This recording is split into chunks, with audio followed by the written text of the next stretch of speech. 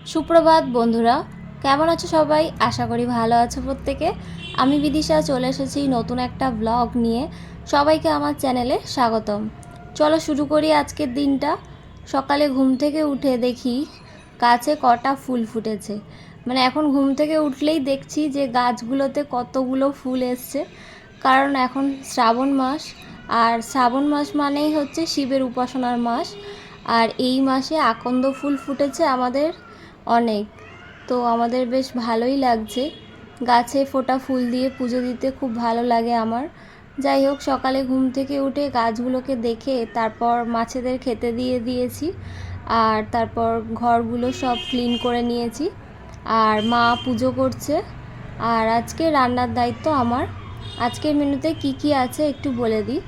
আজকের মেনুতে আছে ভাত, ডাল, মুগ ডাল, মাছ ভাজা আছে, উচ্ছে আলু পেঁয়াজ দিয়ে ভাজা, আর একটা সবজির তরকারি আছে, আর আছে আগের দিনের একটু সাদা আলুর তরকারি।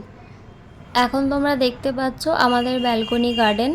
কেমন লাগছে আমাকে অবশ্যই কমেন্ট করে জানিও, আর ভালো লাগলে তো লাইক করবেই, তার সাথে শেয়ারও করে দিও।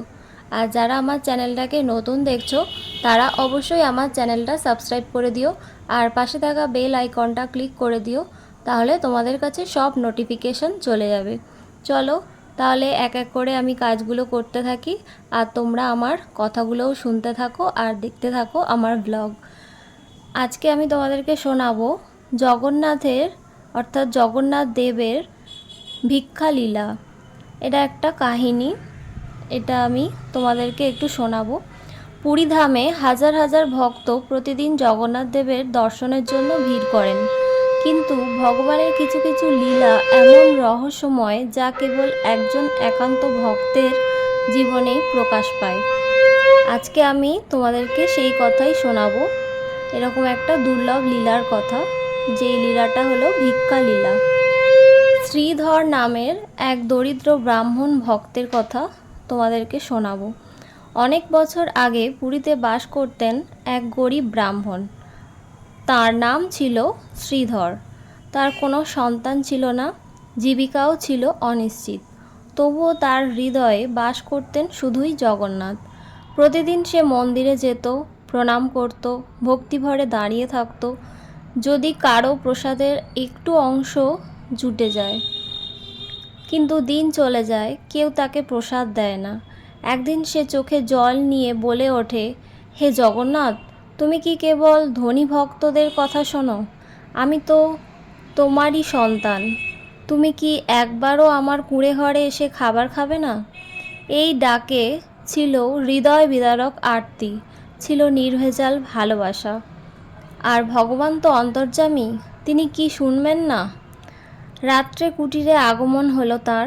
সেই রাত্রে শ্রীধর এক মুঠো চাল জোগাড় করে খুপড়ি ঘরে ভাত রান্না করছিল।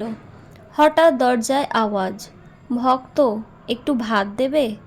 আমি খুব ক্ষুধার্ত।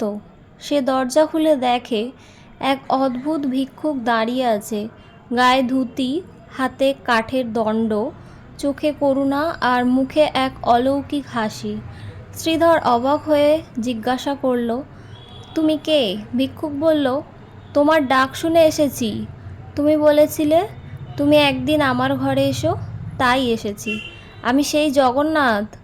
এই কথা শুনে শ্রীধর কেঁপে ওঠে। সে দেখে ভিক্ষুক অদৃশ্য হয়ে গেল, কিন্তু সেখানে রয়ে গেল এক টুকরো কাঠের দণ্ড, যার ওপর খোদাই করা, ভক্তের আহ্বানে আমি নিজে ছুটে আসি। পরদিন মন্দিরে বিস্ময়। পরদিন মন্দিরে সবাই দেখে জগন্নাথ দেবের মূর্তির এক হাতে ধরা কাঠের দণ্ডটি নেই। রাজা ও পুরোহিতেরা হতবাক। শ্রীধর তখন সবার সামনে এসে সব ঘটনা খুলে বলে।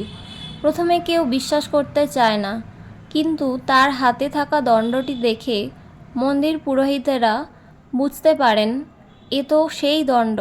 রাজা নিজে দণ্ডটি মন্দিরে ফিরিয়ে আনেন এবং শ্রীধরকে আজীবন প্রসাদের অধিকার ও সম্মান দিয়ে বলেন, ভগবান কেবল রাজবাড়িতে নয়, গরিবের ঘরেও রাজসভার মতো আসন করে বসেন। এই ভিক্ষা লীলার থেকে আমরা যে গভীর শিক্ষাটা পাই সেটা হলো, ভগবান কারো ধন, পদ, জাত বা বাহ্যিক পরিচয় দেখে আসেন না। তিনি কেবল সেই হৃদয়ের টান খোঁজেন যেখানে প্রেম আছে, নির্ভেজাল ডাক আছে।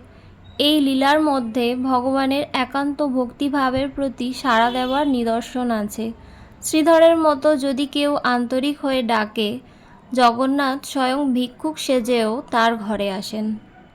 জয় জগন্নাথ। কেমন লাগলো গল্পটা? আশা করি তোমাদের ভালো লেগেছে।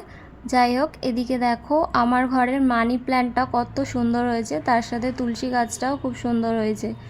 আমার সকালে রান্নাবান্না সব কমপ্লিট হয়ে গেছে। এবার আমরা খাওয়া দাওয়া করব, মানে এখন সকালের খাবার খাবো, তারপর একটু বিশ্রাম নেব, তারপর দুপুরে আবার খাওয়া দাওয়া করব। আর বিকেলে সেরকম বিশেষ কিছু কাজ নেই, একটুখানি বেরোবো ভাবছিলাম। তো দেখি, দোকানে একটু যাওয়ার ছিল, কিছু জিনিস কেনার ছিল। ব্লগটাকে আর বাড়াবো না, এবার এন্ড করে দেবো। সবাই ভালো থেকো, সুস্থ থেকো।